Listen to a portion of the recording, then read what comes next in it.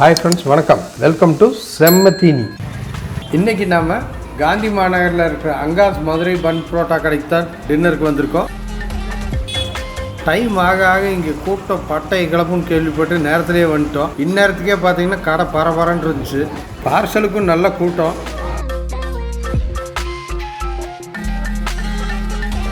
ஒரு பக்கம் பார்த்தீங்கன்னா பார்சல் பேக்கிங் ஆகிட்டு இருந்துச்சு, ஒரு பக்கம் பரோட்டா ரெடி ஆகிட்டு இருந்துச்சு, ஒரு பக்கம் ரெடியான பரோட்டாவை கொத்து பரோட்டாவுக்கும் கிளிப் பரோட்டாக்காக கட்டிங் போட்டுருந்தாங்க.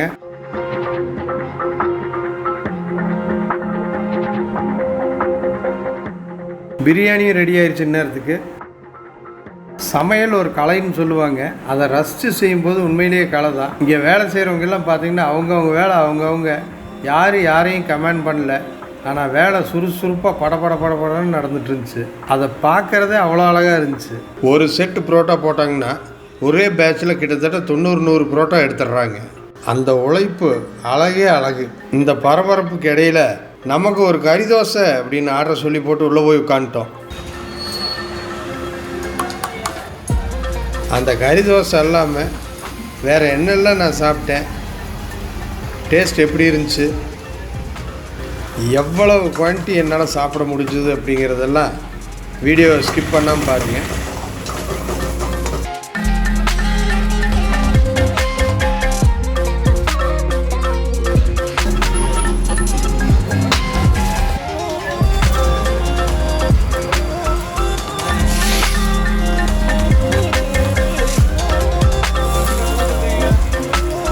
ஃபஸ்ட் ஐட்டம் பன் பரோட்டா வந்தாச்சு. பன் பரோட்டாக்குன்னே ஸ்பெஷல் கிரேவி ஒன்று கொடுத்துருக்காங்க, சிக்கன் கிரேவியும் கொடுத்துருக்காங்க. பன் பரோட்டானா இப்படி அப்படியே லேயராக வரணும். Very nice. சூப்பராக இருக்குது. மதுரை பன் பரோட்டா கடை அருமையாக இருக்குதுன்னு சொல்லி கேள்விப்பட்டு வந்தேன்.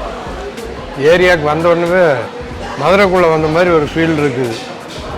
இந்த பன் பரோட்டா சைஸ் கொடுக்குறது பெருசு இல்லை, அந்த திக்னஸ் அந்த சைஸ்லேயும் உள்ளே வந்து கரெக்டாக வேகணும். அந்த பக்கம் தான் மெயின். கட்டியாக இருக்கக்கூடாது, கரெக்டாக வேகணும். அந்த லெவலில் மேலே பார்த்தீங்கன்னா கிறிஸ்பியாக இருக்கும், உள்ளே வெந்திருக்கணும். அந்த லெவலில் கரெக்டாக இருக்குது, செம்மையாக இருக்குது. சிக்கன் குருமாவுக்கு சூப்பராக இருக்குது. சிக்கன் லாபா வந்தாச்சு, பட்டாசாக இருக்குது. பார்த்தாலே வேறு லெவலில் இருக்குது. செம்ம ஸ்டஃப்பாக தான் இருக்கும் போல். இருந்தாலும் பன் பரோட்டா அதை முதல்ல பார்த்துறேன். வாவ், சூப்பர் செம்மையாக இருக்குது. அப்படியே ஸ்பெஷல் கிரேவி என்ன கிரேவின்னு தெரியல, பார்த்துடலாம். ஸ்பெஷல் கிரேவி சிக்கன் தொக்கு மாதிரி இருக்குது. அதில் இருக்கிற போன்னு சூப் ரேஞ்சுக்கு நல்லா வந்து செமையாக இருக்குது. கடிச்சா அப்படியே மாவு மாதிரி உடையுது. சிக்கன் ஃப்ரை மாதிரி ஆனியன் நிறைய போட்டு அப்படியே அந்த செமி கிரேவி டைப்பில் கொடுத்துருக்காங்க, தொக்கு மாதிரி கொடுத்துருக்காங்க. கொஞ்சம் காரமாகவும் இருக்குது, கொஞ்சம் சுருக்குன்னு சூப்பராக இருக்குது.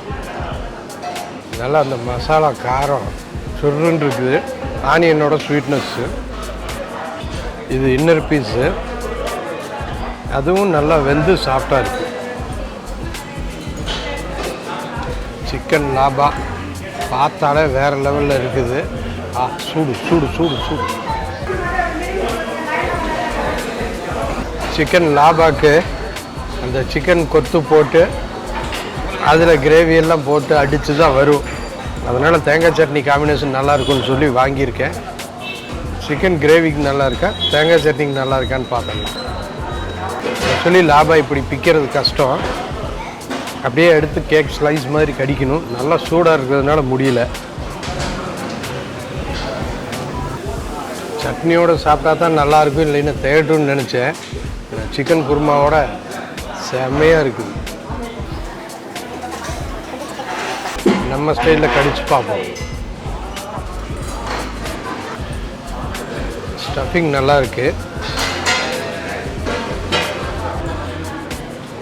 நார்மலி இந்த முட்டை பரோட்டா கொத்து பரோட்டா எல்லாம் வாங்கினேன் அப்படின்னா அது கொஞ்சம் இந்த கிரேவி அதிகமாக போட்டு பெரட்டி கொடுப்பாங்களா, திகட்டும்னு நினச்சிக்கிட்டு தேங்காய் சட்னி வாங்கி சாப்பிடுவேன்.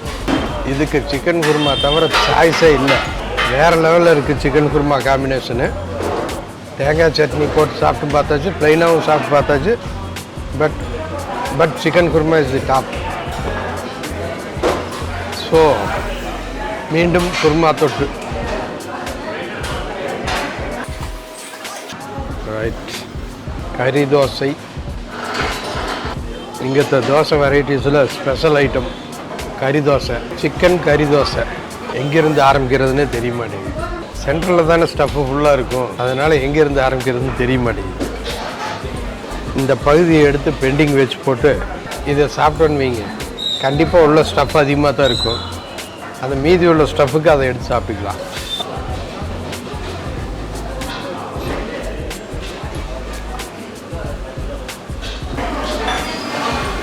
இந்த சிக்கன் வெரைட்டிஸ் எடுத்து போட்டு முதல்ல ஃப்ரை பண்ணுறாங்க.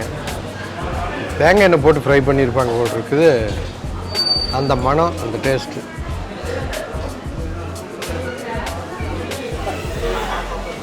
செம்ம ஸ்டஃப்பு. இன்னி கிளி பரோட்டா இருக்குது, கொத்து பரோட்டா இருக்குது, முட்டை லாபா இருக்குது, முட்டை தோசை இருக்குது, ஏகப்பட்ட வெரைட்டிஸ் இருக்குது. கிளி பரோட்டா ஒன்று ஆர்டர் பண்ணலான்னு நினச்சேன். எந்த ஐட்டம் சாப்பிட்டாலும் ஃபுல் ஸ்டஃப்பு. கண்டிப்பாக கிளி பரோட்டா என்னால் சாப்பிட முடியாது, அதை இன்னொரு நாள் பார்த்துக்கலாம். செம்ம தீனிலே முடியலன்னு சொல்கிறேன்னா பார்த்துக்கோங்க ஸ்டஃப் எந்த அளவுக்கு இருக்குன்னு. செம்ம தீனிலே இந்த ஐட்டமோட போதும்னு சொல்கிறேன் அப்படின்னா ஒவ்வொரு ஐட்டத்துலேயும் ஸ்டஃப் எவ்வளோ இருக்குன்னு பார்த்துக்கோங்க. வேறு லெவல். ஸ்டஃப்பும் வேறு லெவல், டேஸ்ட்டும் வேறு லெவல். No comments. கறி தோசை ஆகட்டும், லாபம் ஆகட்டும், வஞ்சம் இல்லாமல் ஸ்டஃப் பண்ணியிருக்காங்க. அதுக்காக ரேட் அதிகமாக இருக்குமா அப்படின்னு நினச்சிங்கன்னா சான்ஸே இல்லை. சிக்கன் லாபம் 110 ரூபா தான், கறி தோசை 80 ரூபா தான். It's unbelievable. அவ்வளோ ஸ்டஃப், அவ்வளோ குவான்டிட்டி, அப்படி ஒரு ஐட்டத்தை வந்து 80 ரூபாய்க்கு கொடுக்குறாங்கன்னா சான்ஸே இல்லை. நான் சொன்ன லெவலுக்கு வந்துருச்சு. இந்த சைட்லேருந்து எம்டி தோசை எடுத்து இந்த ஸ்டஃப்போடு சேர்த்து சாப்பிட்டுக்கலாம். டிஃபன் ஐட்டமில் இன்றைக்கி எக்ஸ்ட்ரா கேர் போட வேண்டியதாகிடுச்சு, அதனால தான் இது. தோசை மாவும் பக்குவமாக இருக்குது, ரொம்ப புளிக்கவும் இல்லை. தேங்காய் சட்னி தொட்டு சாப்பிட்டாலும் ஓகே, சிக்கன் கிரேவி தொட்டு சாப்பிட்டாலும் ஓகே. இந்த மாதிரி கடைகளில் மற்ற ஐட்டமெல்லாம் நல்லாயிருக்கும்.